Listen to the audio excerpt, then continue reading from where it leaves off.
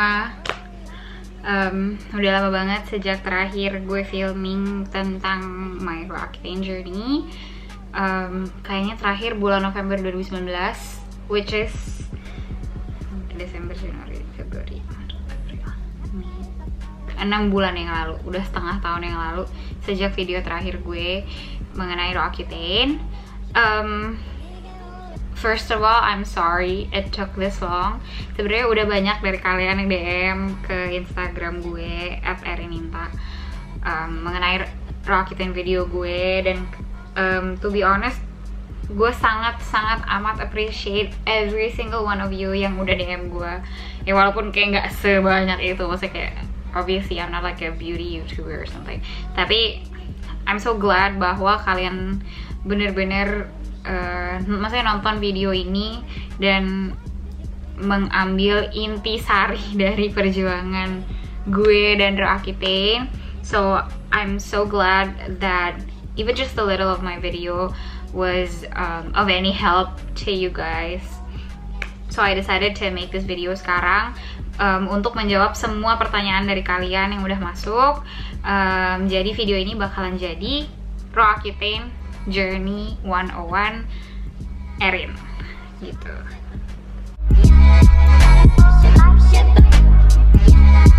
Ini paling penting, dan ini kayak sebuah disclaimer yang kayak gue pengen banget buat, dan gue hampir selalu ngomong ini ke semua orang yang DM gue di Instagram, dan gue baru sadar ternyata gue emang belum pernah ngomong ini di video Raw Accutane gue yang manapun. Jadi Raw Accutane itu bukan obat sembarangan. I mean, I know a lot of people yang lo lihat di YouTube minum Raw Accutane setelah itu mukanya jadi bersih, mungkin termasuk gue. Tapi please jangan minum Raw Accutane tanpa resep dokter. Please jangan. Kalau emang lo pengen nekat minum Raw Accutane tanpa resep dokter, mendingan lo nggak usah tonton video ini, nggak usah, pergi aja. Gue belum siap bertanggung jawab atas pengalaman kalian yang minum Raw Accutane tanpa resep dokter. There, I said it. So I'm not responsible for anything. I'm not a doctor. I'm not qualified to make medical, suggestions. Jadi please seek professional help.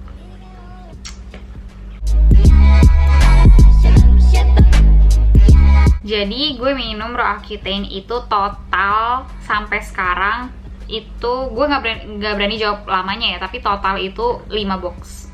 Nah, 4 box pertama ini gue minum 1 pill every day, daily.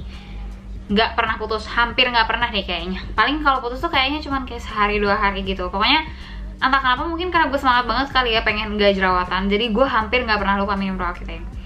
Untungnya waktu itu memang belum masa pandemi, jadi gue masih bisa ke dokter setiap bulan. Dosisnya 10 mg setiap hari 1 pil, hampir nggak pernah lewat, dan setiap bulan gue selalu konsul ke dokter yang resepin gue Raw Accutane-nya. Yang gue rasain paling utama itu adalah kering banget. Gak cuman kering, tapi kayak maksudnya keringnya tuh bener-bener kayak kelupas, yang kayak ular, yang serem banget gitu. Gue bakal masukin fotonya di sekitar sini nanti.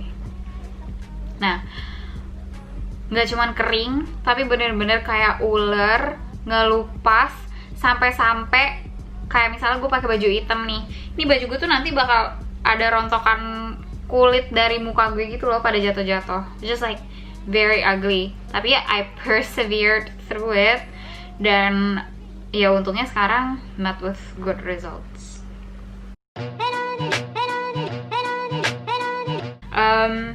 As you can see sekarang kayak gini lah bentuk muka gue. Tapi ini gue lagi pakai makeup kan, walaupun pakai makeupnya udah kayak sekitar 5-6 jaman yang lalu, tapi misalnya ini belum representatif akan keadaan wajah gue sekarang. Jadi gue akan insert klipnya sekarang di sini, gimana keadaan muka gue kalau misalnya gue bener-bener baru selesai mandi gitu ya. Nah, sebenarnya untuk mencapai kulit gue yang barusan gue tunjukin di klip itu, nggak cuma dengan raw Accutane dan skincare, tapi juga dengan laser. Nah, tapi gue tuh baru laser bener-bener kayak deket-deket pandemi. I think itu akhir Februari atau awal Maret, I'm not sure. Pokoknya zaman-zaman pas itu bener-bener literally deket banget sebelum corona gitu ya. Sebelum the whole social distancing thing happened. Nah, sayangnya memang seharusnya laser kan berkali-kali dan rutin. Nah, karena abis itu pandemi, corona, gue jadi belum sempet balik lagi. Tapi emang lumayan ngaruh sih, merah-merahnya agak berkurang, cuman masih banyak banget memang merah-merah bekas jerawat. Tapi wajar ya, karena kalau kalian ingat muka gue tuh kayak gimana waktu gue lagi minum raw Accutane, menurut gue bekas segitu tuh udah kayak wow banget. Karena nih nanti gue akan masukin gambar-gambarnya di sini. Muka gue waktu gue minum raw Accutane, sebelum minum raw Accutane, pokoknya pas jerawatan-jerawatannya banget. Jadi untuk mencapai titik ini di hidup gue aja tuh menurut gue tuh udah miraculous banget, sebuah keajaiban yang gue akan terus bersyukur setiap harinya ya gitu. Nah, terus untuk tambahan aja, kalau kalian sempat nonton video-video gue yang sebelumnya, gue sempat cerita waktu gue minum raw Accutane itu muka gue tuh bener-bener nggak ada minyaknya sama sekali, kayak kering sampai kulit kepala gue aja tuh kering banget, sampai gue tuh kayak keramas tuh bisa 2 hari 3 hari sekali, padahal gue tuh lepek banget tipe kulit kepalanya. Nah sekarang nih detik ini gue lagi di box kelima. Nah tapi dokter gue itu memang saranin kalau box kelima ini minumnya jarang-jarang aja, awalnya 2 hari sekali, habis itu 3 hari sekali, terus selanjutnya bener-bener sejarang-jarangnya aja untuk kayak apa ya bahasa Indonesia, kayak weaning off my body dari si raw Accutane ini gitu, kayak membiasakan pelan-pelan untuk hilang dari raw Accutane ini sistem tubuh gue gitu. Jadi sekarang gue minum kayaknya bisa 2 minggu sekali, bahkan kayaknya lebih deh dari 2 minggu sekali, maksudnya kayak lebih jarang lagi. Jadi ini box kelima tuh udah ada sejak bulan apa ya, udah lama banget deh, dan kayak gue belum habis sampai sekarang, bahkan masih di strip 1, kayak 10 butir aja belum gue minum gitu. Jadi kayak gue minum emang jarang-jarang banget. Nah kayaknya kombinasi dari semua itu yang membuat kulit gue seperti sekarang. Selama raw Accutane itu, kalau kalian tahu, gue pergi ke dokter kan. Nah dokter gue tuh memang ngasih skincare, tapi gue tuh bandel karena gue kayak semacam punya teori sendiri gitu loh. Dan selain itu pun emang skincare yang dikasih sama dokter gue tuh terlalu strong gitu loh, karena posisinya nih muka gue udah kelupas-kelupas, udah merah-merah, udah sakit, udah keluar jerawatnya semua dengan raw Accutane, tapi skincare-nya masih strong gitu loh. Jadi kayak gue emang sebenarnya ngomong sama dokter gue kayak, dok saya nggak mau deh nggak mau deh pakai skincare yang ini gitu, kayaknya saya nggak kuat gitu. Terus kata dia ya udah nggak apa-apa. Nah dari situ gue mulai research tentang skincare yang paling non iritasi gitu. Nah gue masuk ke website namanya skincharisma.com. Nah di Skincharisma ini gue research apa sih moisturizer yang paling nggak ada silikon, nggak ada parfum, nggak ada paraben, nggak ada alkohol, nggak ada AHA, BHA, retinoid, apapun yang sifatnya bisa ada sedikit aja potensi buat membuat kulit gue iritasi. Nah, gue menemukan ini. Kelihatan kan udah kosong banget. Ini gue udah beli berbotol-botol. Ini currently my holy grail kayaknya buat tahun-tahun ke depan. Ini bener-bener warnanya tuh, kalau kalian mau gue tunjukin ya, sebening ini. Nah, sebening itu kayak literally air gitu loh, dan nggak ada parfumnya, nggak ada alkoholnya, nggak ada pokoknya nggak ada apa-apanya deh. Kayak bener-bener didesain buat kulit yang mudah iritasi, seperti orang yang lagi minum raw Accutane, kan gampang banget tuh iritasi. Nah terus selain itu gue juga ngapus make up dengan produk-produk yang non iritasi juga. Jadi gue pakai ini Bioderma yang Sensibio. Nah ini kelihatan kan sampai kosong. Ini juga gue pakai instead of micellar water yang lain yang ada parfumnya atau ada oilnya atau oil cleanser gitu-gitu. Pokoknya gue stay away from all that. Gue cuma pakai ini doang, Bioderma Sensibio. Terus sabun cuci mukanya gue pakai nih.